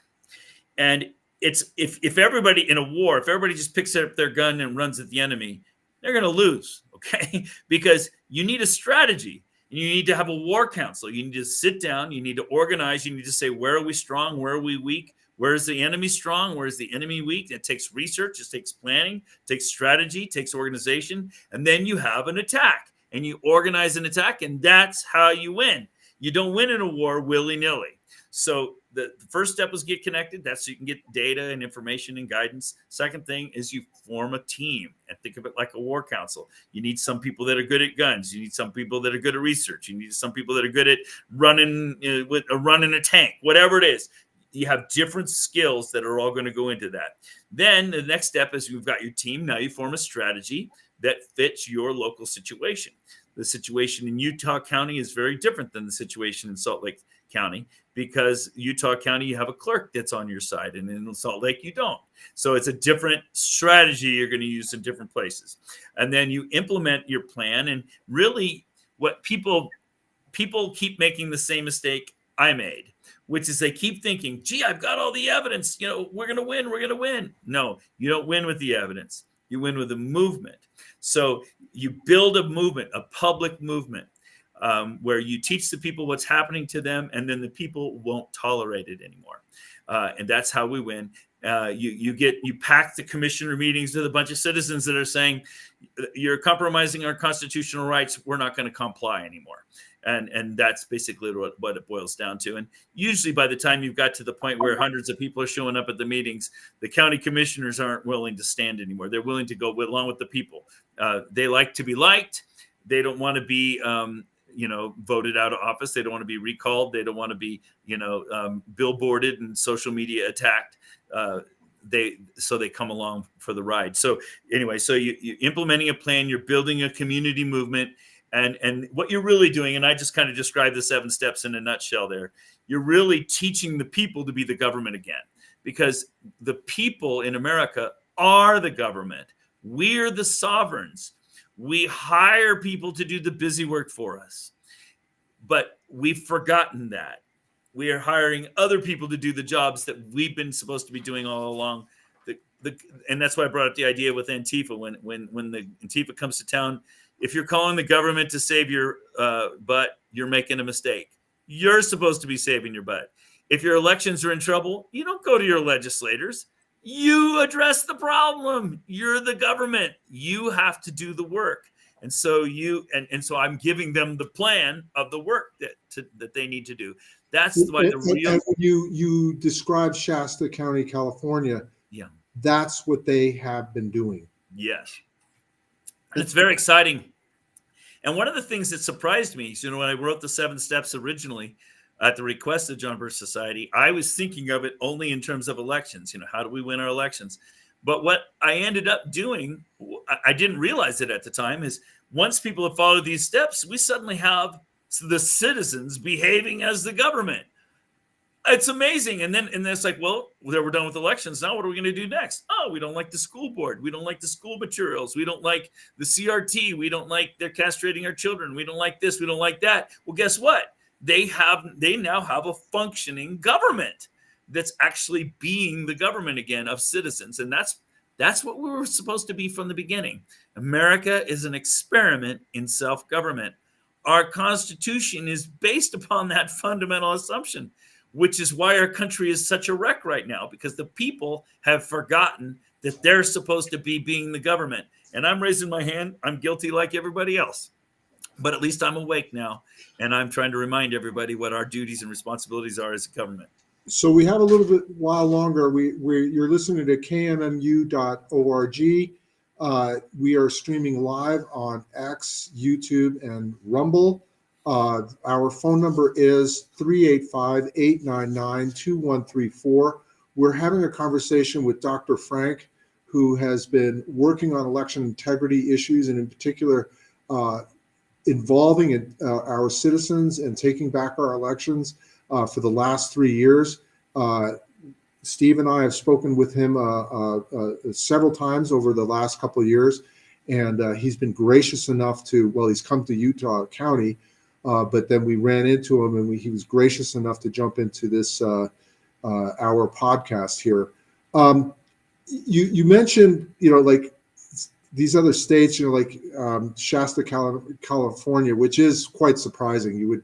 I guess I'm not surprised, because there's parts of California that are far away from the San Franciscos and the LAs and so on in there, and they are normal people there that live there. How about San Joaquin County? Okay, they got 400,000 people there, and the sheriff there has got convictions already, and that county is leading the charge across the state. Okay.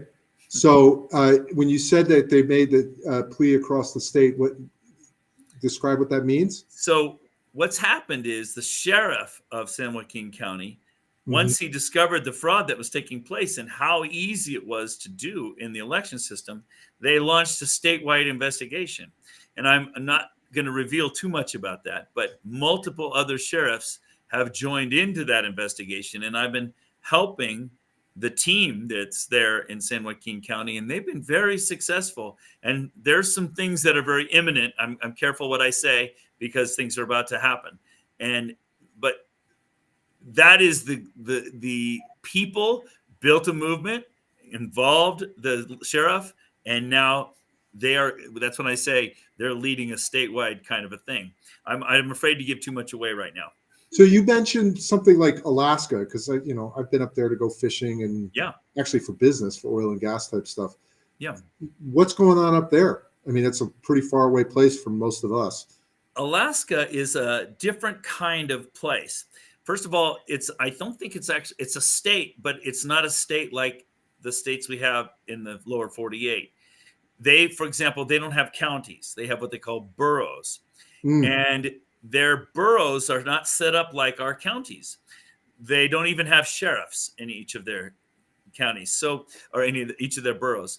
So, for example, in America, let's say that the federal government in Utah, let's say that the federal government wants to come in and search your house. In order for an FBI agent to do that in Utah, they have to bring the warrant to your sheriff, and your sheriff has to approve the warrant. In fact, a good sheriff will probably accompany the FBI agents to your home, and the sheriff will approach you and say, I've checked this warrant out. It's real. And I'm allowing the FBI to search your home, because it's really the job of the sheriff to defend your rights. And so the sheriff could just say, "You're out of here, FBI. I'm not letting you in." And we have many examples around the country where the sheriffs have thrown out the FBI agents.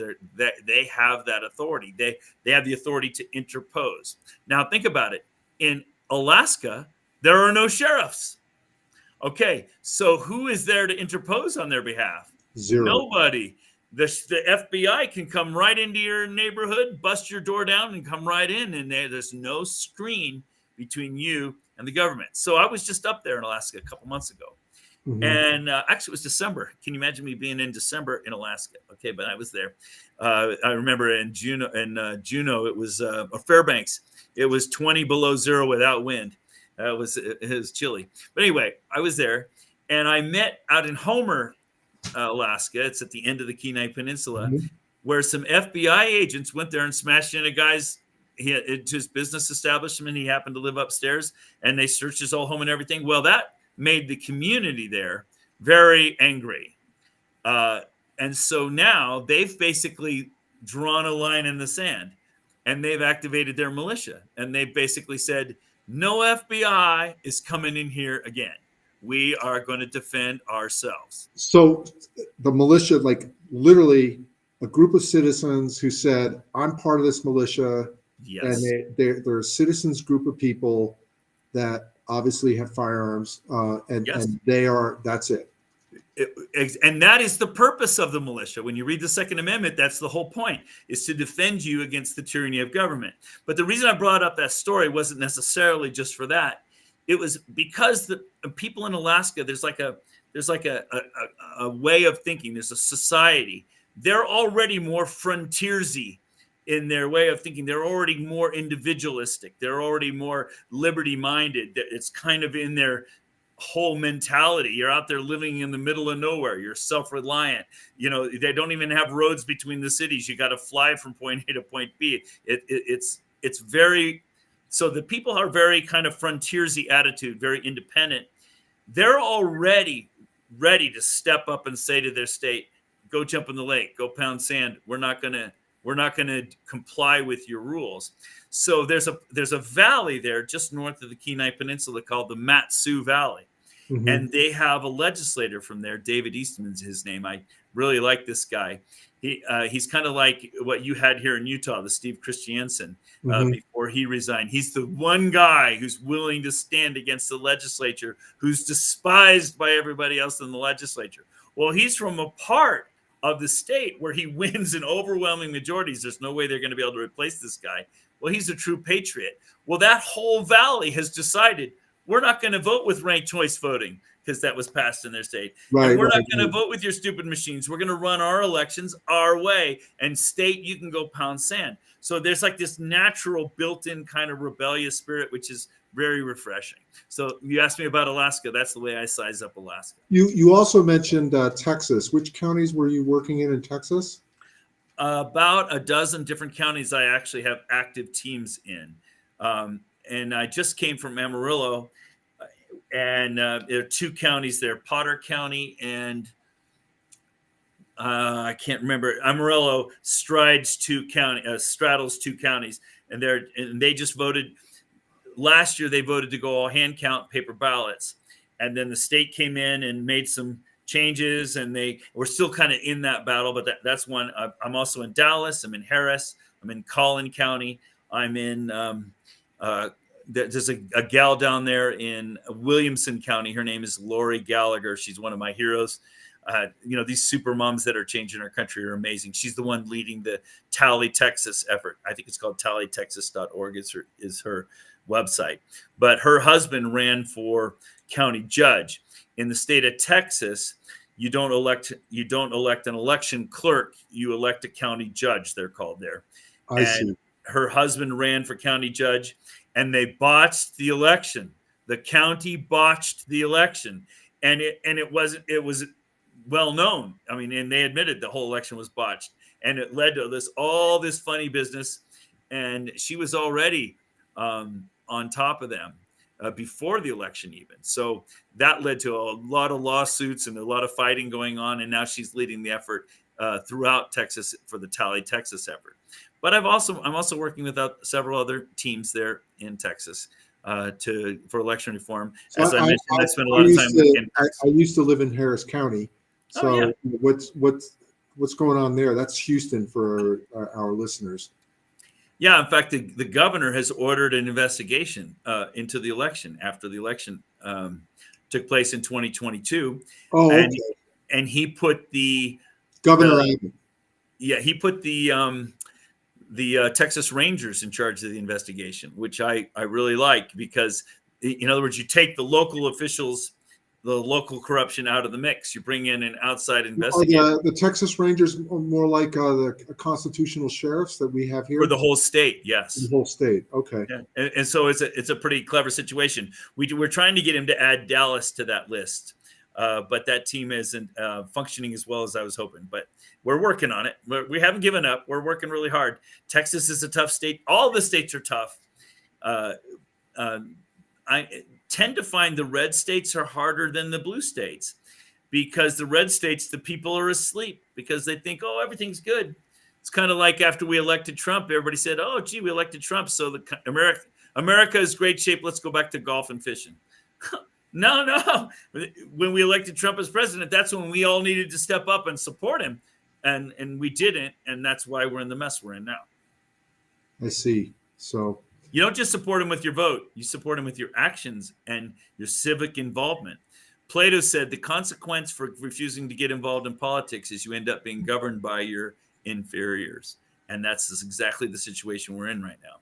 Everybody thinks, oh, we've elected a savior, Trump, we can walk away now. No way. And that's when the work begins. Absolutely. Well, Dr. Frank, we're coming close to the end here. It doesn't look like we have a caller again.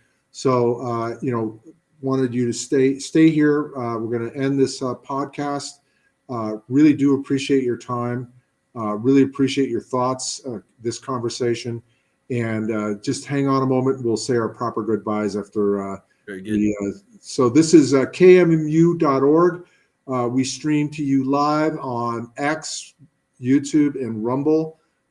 This program will be on our website, also accessible through X, Twitter, and Rumble, and for you to look at. And you guys know all where you can reach myself and Steve Ace. And if you have additional questions, obviously, Dr. Frank is available. Dr. Frank, why don't you give your coordinates again, where people can kind of get a hold of you and get a hold of that 7-step program again, please? Yeah, my email is drdouglasgfrank@outlook.com, and that's DRDOUGLAS, G like George, Frank, FRANK, Dr. Douglas G. Frank @outlook.com. And that's the best way to get a hold of me. I look at my emails, and I have people that help me read my emails, and I'm pretty good about getting back to it. So that's the best way. But if you want to follow me on social media, my social media sites are typically called Follow the Data with Dr. Frank, space in between each word. Follow the Data with Dr. Frank. I'm on multiple social media sites. I don't have a website. I used to have a website, but I was attacked so much I just couldn't spend the time to keep myself up. But Facebook and all those sorts of situations, they keep the sites up just fine. So I just kept that. And as always, you guys can like, share, and subscribe on all our channels. Push this information out. And Steve and I are going to continue to work on this within Utah. And we look forward to seeing you again next week. And thank you all very much. I'm going to try and end the stream. And Dr. Frank, just hang on a second.